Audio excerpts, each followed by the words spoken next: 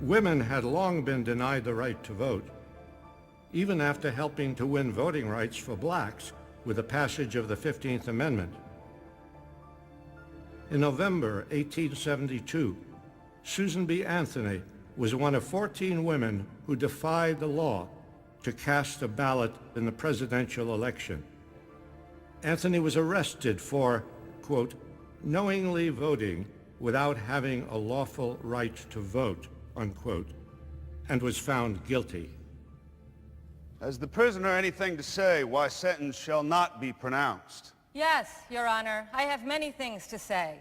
Your denial of my citizens' right to vote is the denial of my right of consent as one of the governed, the denial of my right of representation as one of the taxed, the denial of my right to a trial by a jury of my peers as an offender against law. Therefore, the denial of my sacred right to life, liberty, property... The court cannot allow the prisoner to go on. But Your Honor will not deny me this one and only poor privilege of protest against this high-handed outrage upon my citizens' rights. The sentence of the court is that you pay a fine of $100 and the costs of the prosecution. May it please Your Honor, I will never pay $1 of your unjust penalty. All the stock in trade I possess is a debt of $10,000 incurred by publishing my paper, The Revolution, the sole object of which was to educate all women to do precisely as I have done. Rebel against your man-made, unjust, unconstitutional forms of law, which tax, fine, imprison, and hang women while denying them the right of representation in the government. And I will work on with might and main to pay every dollar of that honest debt, but not a penny shall go to this unjust claim. And I shall earnestly and persistently continue to urge all women to the practical recognition of the old revolutionary maxim, resistance to tyranny is obedience to God. As we've said before, a huge part of the abolition movement were women. Women recognized that making African Americans free from slavery, giving them their rights, was also a step in helping women gain their rights because, well, women didn't have the same rights that men did in American society. They tried to convince lawmakers to make slavery illegal, but they couldn't vote. They couldn't participate. They couldn't hold office, which means to run for election and become, part of the government. In fact, in some states, women's money and property were controlled by their fathers and husbands. If a woman owned something, it technically her father or her husband could, sell it without even asking her permission. Husbands could discipline their wives whenever they wanted. And that spousal abuse, domestic violence, was a common thing. And for husbands to beat their wives, well, that was just part of normal life. So all of this, of course, is wrong. It's not something that is supposed to be happening. And so the struggle for women's rights, we start with Lucretia Mott and Elizabeth Cady Stanton.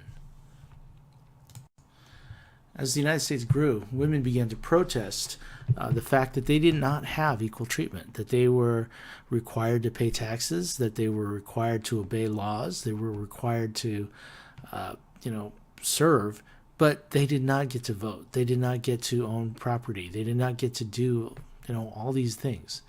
A woman named Lucy Stone refused to pay her property taxes. Property taxes are the taxes you have to pay because you own a house, because you own something.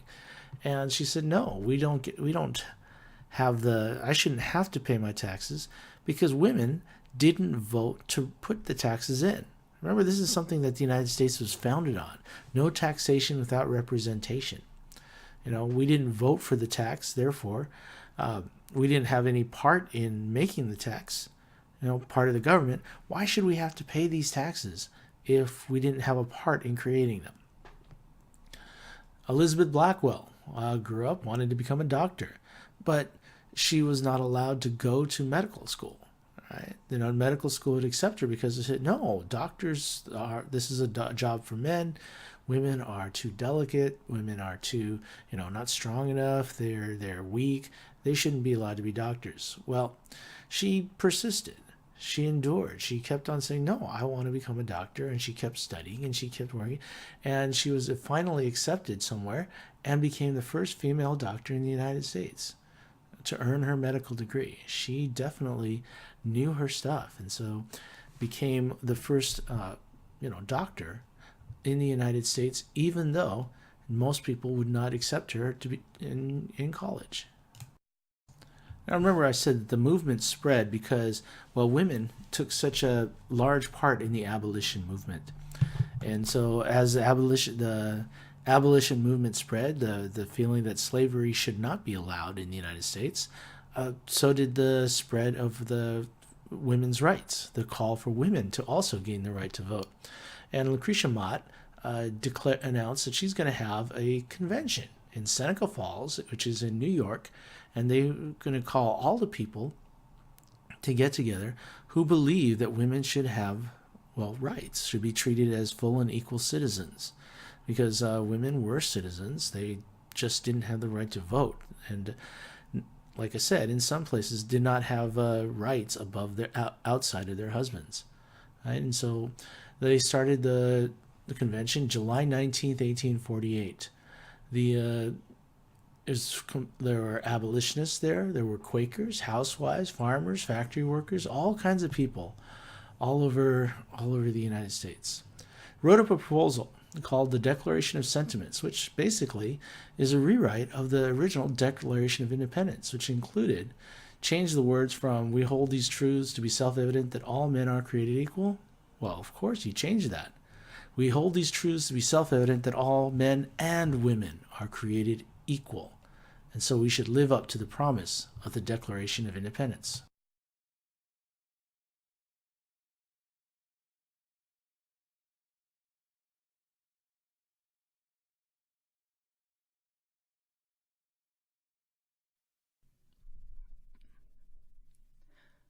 When, in the course of human events, it becomes necessary for one portion of the family of man to assume among the people of the earth a position different from that which they have hitherto occupied, but one to which the laws of nature and of nature's God entitle them, a decent respect to the opinions of mankind requires that they should declare the causes that impel them to such a course.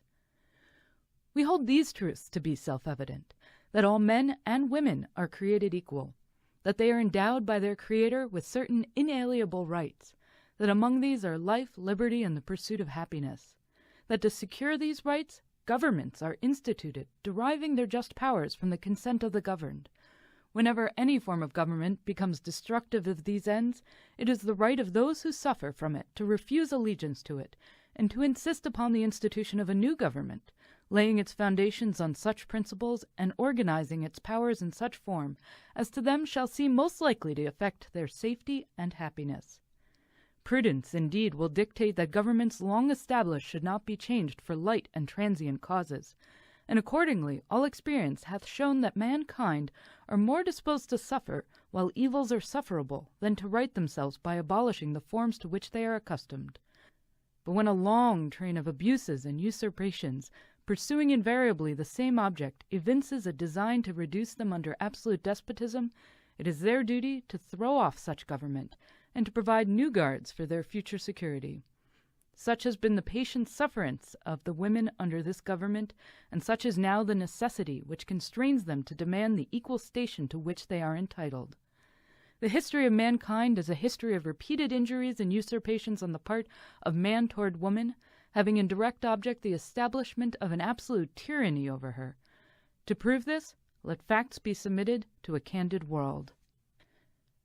Now, in view of this entire disenfranchisement of one half of the people of this country, their social and religious degradation, in view of the unjust laws above mentioned, and because women do feel themselves aggrieved, oppressed, and fraudulently deprived of their most sacred rights, we insist that they have immediate admission to all the rights and privileges which belong to them as citizens of the United States.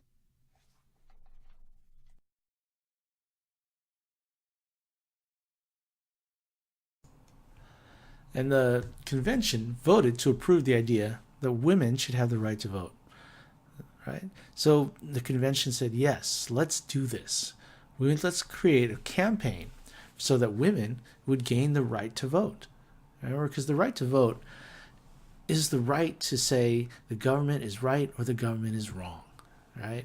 If you don't like what the government is doing, you vote against it. You vote them out and you change the government. And that's what is crucial about the crucial American idea, that we can change and make it the government that represents us. They have to answer to us.